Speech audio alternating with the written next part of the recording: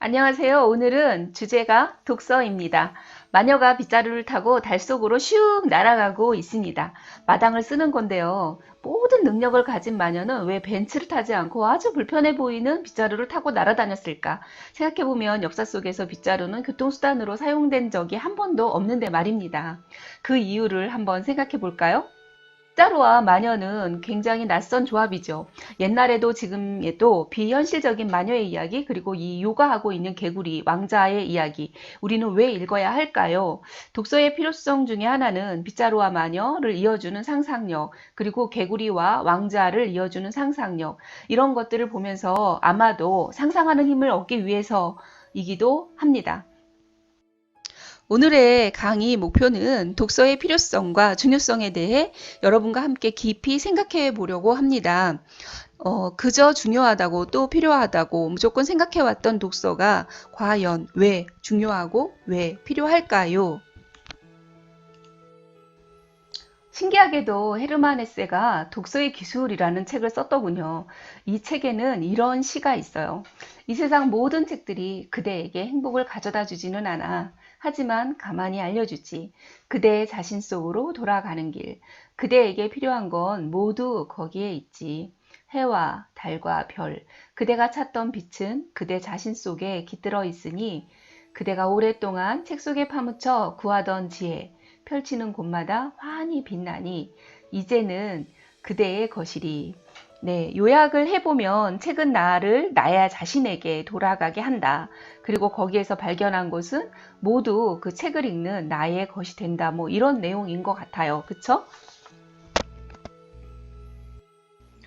비블리오 테라피라는 독서 치료 책이 있는데요. 조셉 골드 선생님이 지으셨죠. 여기 보면 소제목들이 있는데요. 읽고 싶은 것을 읽어라. 당신의 느낌을 믿어라. 삶과 연결된 책 읽기. 책과 함께 다시 만들어가는 과거. 이렇게 소제목들이 쭉 이어지는데요. 이 중에서 이 4번 책과 함께 만들어가는 과거. 이 소제목이 제일 저는 관심이 갔어요. 이거를 보면 이 장에는 이런 글귀가 있어요. 우리는 과거를 바꿀 수 있다. 그렇게 하여 우리의 정신건강과 전반적인 안전을 도모할 수 있다. 사실 대부분의 정신치료는 과거에 일어났던 일에 대한 관점을 바꿀 목적으로 과거를 탐구한다. 우리는 과거를 다르게 봄으로써 그것을 바꿀 수 있다. 독서는 우리의 기억을 이끌어내죠. 등장인물의 어떤 대사나 행동을 보면 또 다른 기억 속으로 우리는 갑니다. 그리고 그 스토리는 고통스러운 사건을 인생 스토리 속에서 통합시키는 방법을 제공하는데요. 그래서 자신의 과거에 대해서 더 잘 통제할 수 있고, 그리고 거기서 자유로워지는 방향을 선택하게 합니다. 이렇게 과거를 변형하여 인식하는 방법을 안내하고 있는 책이 바로 이 책이거든요. 이렇게 과거의 고통을 평안으로 가져오는 이야기가 있는데요. 그게 바로 샘도사 베레미즈의 모험 속에 들어있는 전쟁과 게임이라는 내용입니다.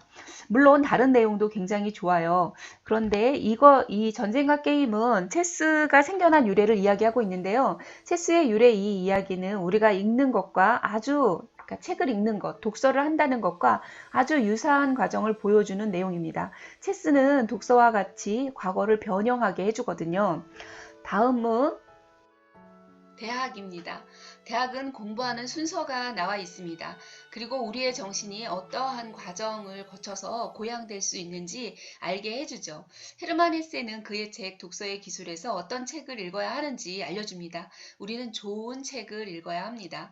그러려면 대학을 읽어보고 독서 계획을 세우는 게 좋을 것 같아요. 책을 어렵다고 생각하기 전에, 그리고 한자가 많다고 읽기 귀찮아 하기 전에 우선 이 영상 한번 보고, 그리고 여러 번 자신의 목소리로 읽어보다 보면 여러분에게 다가오는 소리를 알게 될 것입니다. 그리고 그런 내면의 소리를 들어보는 시간을 꼭 가져보시기 바랍니다. 그러면 나에게 독서란 무엇이다?로 새로운 정의를 내릴 수 있을 것입니다. 저는 독서는 거울이다로 정의하고 싶어요. 독서를 하면서 만나는 수많은 등장인물들을 보면서 그들의 단점을 보게 돼요. 그리고 다시 그 단점을 통해서 저의 단점을 인식하는 계기가 됩니다. 그들의 고통, 갈등은 또 저의 갈등과 고통을 보게 하죠. 이 책은 크리스 반 알스버그가 쓴 빗자루의 보은이라는 책인데요. 이 책에는 마녀가 빗자루를 타고 날아가다가 추락을 해요. 고장난 빗자루를 타고 간 것이죠. 빗자루도 고장날 수 있다는 거예요. 망토가 뱅글뱅글 돌면서 땅으로 곤두박질 칩니다. 그리고 한 가수댁, 가부죠. 가수댁 집 앞에 있는 채마밭에 피투성이가 돼요. 떨어져가지고. 과수댁은 마녀를 이제 다쳤으니까 집 안으로 데려가서 침대에다 누이고 그 마녀를 치료해 주려고 해요. 그 마녀는 죽은 듯이 잠을 자고 난 후에 깨끗이 멍이 없어지고 그 친구 마녀가 데리러 와서 그 빗자루를 타고 사라져요. 그리고 결국 이 과수댁에는 고장난 빗자루가 남게 되는데요. 이 빗자루와 과수댁은 함께 살면서 여러 가지 이야기가 진행됩니다. 저는 이 책을 읽을 때 정말 신이 났어요. 그래서 여러 번 반복해서 읽었습니다.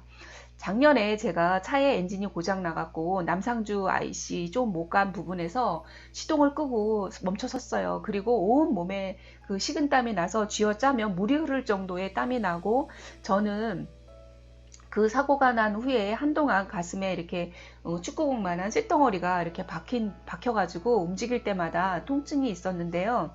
가만히 생각해 보면 그 마녀의 빗자루와 저의 사고는 연관이 전혀 없는 듯 하면서 늘 함께 연관이 있어요. 왜냐면 마녀의 빗자루, 그 고장난 빗자루가 저한테는 엔진이 고장난 차 같은 생각이 들었거든요. 그리고 이 빗자루 보은의 이야기를 읽으면서 차를 잘 점검하지 않고 타고 다니는 저의 아주 나쁜 습관, 그 습관을 가진 저의 삶의 패턴 이런 것들을 발견하는 계기가 됐어요. 책을 읽다 보면 전혀 알 수 없는 곳에서 저를 다시 만나게 되고 또 제 자신에게서 깨끗하게 쓸고 닦아내야 하는 것들을 발견하게 됩니다. 그래서 우리의 삶은 더욱 맑아지고 그리고 맑게 살게 하는 그런 힘이 있습니다. 자, 요즘에 재테크에 많은 관심이 있는데요. 안도현 시인의 재테크를 한번 살펴보겠습니다. 한 평 남짓 얼갈이 배추씨를 뿌렸다. 20알이 지나니 한 뼘 크기의 이파리가 몇 장 펄럭였다. 바람이 이파리를 흔든 게 아니었다. 애벌레들이 제 맘대로 길을 내고 똥을 싸고 길가에 깃발을 꽂는 통에 설핏 펄럭이는 것처럼 보였던 것. 동네 노인들이 혀를 차며 약을 좀 하라 했으나 그래야지요 하고는 그만두었다. 한편 남짓 애벌레를 키우기로 작심했던 것. 또 20알이 지나 애벌레가 나비가 되면 나는 한편 얼갈이 배추밭의 주인이자 나비의 주인이 되는 것. 그리하여 나비는 머지않아 배추밭 둘레의 허공을 다 차지할 것이고 나비가 날아가는 곳까지가 나비가 울타리를 치고 돌아오는 그 안쪽까지가 모두 내 소유가 되는 것. 여러분들이 책을 읽으면서 그 책과 함께 만나는 등장인물과 함께 이동한 그 마음의 거리, 거기가 여러분들의 지혜로 쌓여서 좀 더 변화하고 발전하는 여러분이 될 거라고 저는 생각해요.